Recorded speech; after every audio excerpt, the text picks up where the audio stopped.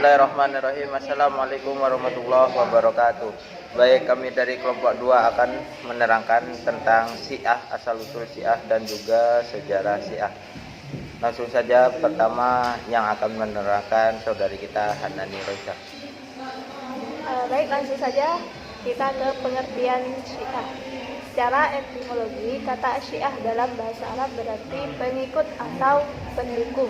Secara terminologi, Syiah mengklaim sebagai para pendukung Imam Ali bin Abi Thalib. Yang kedua yaitu sejarah kemunculan Syiah. Yang pertama, mengapa disebut Rafidhah? Penamaan Syiah dengan Rafidhah dinyatakan sendiri oleh pembesar mereka yang bernama Al-Majlisi dalam bukunya Al-Bihar. Ia menyebutkan 4 hadis dari hadis mereka sendiri. Salah satunya, mereka diberi nama Rafidhah disebabkan karena mendatangi Zaid bin Ali bin Al-Husain seraya berkata, "Berlepas dirilah kamu dari Abu Bakar dan Umar. Dengan demikian, kami akan bergabung bersamamu." Rafidhah artinya golongan penolak. Adapun orang-orang yang berbaiat dan setuju dengan Zaid diberi nama Zaidiyah. Yang kedua yaitu akar tasyayyu. Akar tasyayyu atau dukungan terhadap Ali. Munculnya istilah tasyayyu atau mendukung Ali diyakini sudah ada pada masa Rasulullah. Seperti dalam sabda beliau yang artinya, "Barang siapa menjadikan aku tuannya, maka Ali adalah tuannya. Ya Allah, dukunglah orang yang mendukung Ali dan musuhilah orang yang memusuhinya. Tolonglah orang yang menolong Ali dan sia-siakanlah orang yang menyia-nyiakannya. Jagalah ia dalam kebenaran pada setiap perbuatannya." Ali memiliki sejumlah pendukung yang disebut dengan Syiah Al-Alawiyah. Mereka adalah kelompok Syiah yang pertama kali muncul dan mendukung Imam Ali sebagai imam. Yang ketiga yaitu asal-usul kelompok Syiah. Muhammad Abu Zahra berkata, Syiah adalah kelompok terlama yang lahir dalam politik Islam. Ibnu Hisham menjelaskan dalam kitab As-Sirah An-Nabawiyah, sesungguhnya bangsa Arab terbagi menjadi kelompok Sunni dan Syiah pada hari Thaqifah, peristiwa pengangkatan Abu Bakar di Bani Thaqif. Teori-teori mengenai asal-usul kelompok Syiah banyak sekali. Di antaranya, 1. Kelompok Syiah berasal dari Persia, yaitu Iran sekarang. Kelompok ini menjadikan konsep tasyayyu sebagai dasar dalam akidah kerajaan mereka. Di antara ajaran mereka adalah cahaya atau nur. Tuhan akan berpindah ke dalam tubuh keluarga-keluarga pilihan, dan syahadah adalah lambang dari perpindahan nur Tuhan dari seorang bapak ke anaknya. Teori yang kedua yaitu lahirnya kelompok Syiah karena pengaruh agama Nasrani. Pendapat tersebut didasarkan pada perkataan kelompok Syiah Sabaiyah. Ali bin Abi Thalib tidak mati terbunuh, akan tetapi Allah menyerupakan seseorang dengan rupanya, dan Ali diangkat oleh Allah seperti diangkatnya Nabi Isa, dan Ali turun untuk menegakkan keadilan dan menyebarkan perdamaian. Teori yang ketiga yaitu kelompok Syiah muncul sebagai pengaruh dari agama Yahudi. Sebagian orang bahkan mengatakan bahwa kelompok Syiah adalah Yahudinya kaum muslimin. Hal ini disebabkan karena mereka sangat membenci Islam, sebagaimana orang-orang Yahudi membenci orang-orang Nasrani. Sejarah yang keempat yaitu Syiah dan Abdullah bin Saba. Nama yang sering disebut di balik kemunculan Syiah adalah Abdullah bin Saba, meninggal pada tahun 40 Hijriah.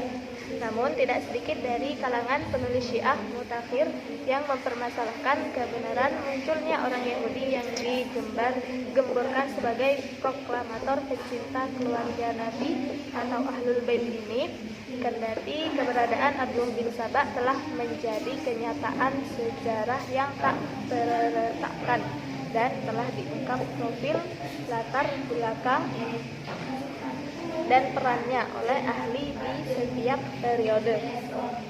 Menurut penulis Syiah kontemporer, Murtado Al-Askari, kisah tentang Abdullah bin Saba hanyalah sebuah legenda yang tidak ditemukan ujung pangkalnya. Ia hanyalah tokoh fiktif yang dibuat-buat atau usturah. Menurut tokoh Syiah yang konon telah bertemu dengan Imam Syiah yang maksum ini, Abdullah bin Saba adalah orang pertama kali yang memunculkan cacian dan kebencian terhadap Abu Bakar, Umar, Utsman, dan para sahabat atas dasar perintah Sayyidina Ali. Baik, di sini saya akan melanjutkan penjelasan dari teman saya Hanani Raisyah. Yang pertama, keyakinan Syiah tentang imam mereka. Mereka sepakat bahwa para nabi dan imam Syiah adalah maksum, terhindar dari perbuatan dosa, baik dosa kecil maupun dosa besar.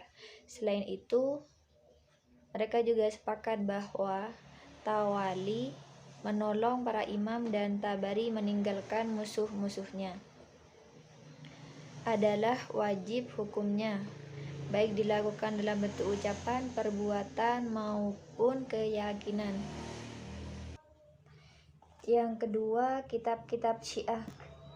Dalam catatan sejarah, Nabi memiliki sebuah sohifah, lembaran-lembaran kertas yang selalu digantungkan di bahu pedang beliau. Sahifah Zu'abah Asy-Syaif. Kemudian Rasulullah mendiktekan hadis-hadisnya pada Imam Ali untuk disalin ke dalam sahifahnya. Selain sahifah yang tampaknya hanya membuat penjelasan-penjelasan tentang hukum diyat dan sedikit persoalan lainnya, Syiah juga berpandangan bahwa Rasulullah juga mendiktekan pada Imam Ali keterangan-keterangan lain yang disalin ke dalam lembaran-lembaran yang jauh lebih besar, dikenal dengan nama Al-Jami'ah. Selain Al-Jami'ah dan Sahifah Du'aba Asy-Syaif, kalangan Syiah mempercayai adanya satu Sahifah An-Namus yang berisi nama para pengikut sekaligus para musuh mereka hingga hari kiamat. Dua Sahifah Al-Abidah yang berisi 60 kabilah Arab yang halal darahnya. 3 Al-Jafar Al-Abiyah yang menurut Abu Abdillah berisi Zabur Daud, Taurat Musa, Injil Isa, Suhuf Ibrahim, halal dan haram, serta Al-Jafar Al-Ahmar yang berisi senjata yang hanya terbuka karena darah untuk berperang. Yang keempat, Mushaf Fatimah yang menurut mereka tidak ada di dalamnya satu ayat pun dari Kitabullah. Kesimpulan hadis di atas menurut Al-Hafiz Ibnu Hajar adalah bahwa Sahifah itu jumlahnya hanya satu, dan kalimat-kalimat yang disampaikan Ali semuanya tertulis dalam Sahifah itu. Lalu setiap perawi hanya menyampaikan apa yang ia hafal. Selanjutnya akan dilanjutkan oleh rekan saya Ali Wafa. Baik, di sini saya akan melanjutkan penjelasan dari saudari Diana. Poin ketiga yaitu 4 kitab hadis Syiah. Dalam hal penulisan hadis, Syiah mengeklaim bahwa penulisan hadis mereka sudah dimulai sejak zaman Nabi Muhammad SAW, seperti halnya dalam keilmuan Ahlus Sunnah. Akan tetapi yang selanjutnya membuat beda adalah bahwa menurut Syiah, orang pertama yang melakukan adalah Nabi sendiri, yaitu melalui tangan imam pertama Ali bin Abi Thalib. Jika dalam Ahlus Sunnah dikenal Al-Kutub Al-Sittah sebagai kitab-kitab hadis induk dan Al-Bukhari sebagai kitab hadis terbaik, Maka dalam Syiah terdapat Al-Kutub Al-Arba'ah sebagai acuan utama mereka, yakni Al-Kahfi, Malayah Duruhul Faqih, Tahdib Al-Ahkam, dan Al-Ikhtibar. Langsung saja di sini saya akan menerangkan yang pertama Al-Kahfi. Dari 4 kitab hadis utama Syiah yang ada, Al-Kahfi yang disusun oleh Al-Kulaini adalah kitab yang pertama kali disusun. Dan kedua, Malayah Duruhul Faqih. Penyusun kitab ini adalah Abu Ja'far Muhammad ibnu Ali ibnu Husain, yang lebih dikenal dengan julukan Syekh As-Sudduq atau Maha Guru yang jujur. Yang keempat, Tahdib Al-Ahkam dan Al-Istibsar. Kedua kitab ini disusun oleh tokoh yang dianggap paling utama dalam madrasah atau madhab Ahlul Bait pada zamannya, yaitu Abu Ja'far Muhammad ibnu Hasan Al-Tusi pada tahun 385 hingga 469 Hijriah. 4. Kelompok-kelompok Syiah.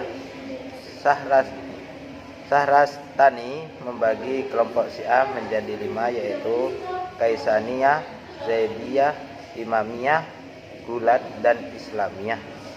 Sedangkan Asy'ariyah membaginya menjadi 3 kelompok, yaitu Syiah Goliyah yang terbagi lagi menjadi 15 kelompok, Syiah Imamiyah Rafidhah yang terbagi menjadi 14 kelompok, dan Syiah Zaidiyah yang terbagi menjadi 6 kelompok. Nah, mungkin hanya itu dari kami, penjelasan dari kami dari kelompok 2. Akhirul kalam. Wassalamualaikum warahmatullahi wabarakatuh.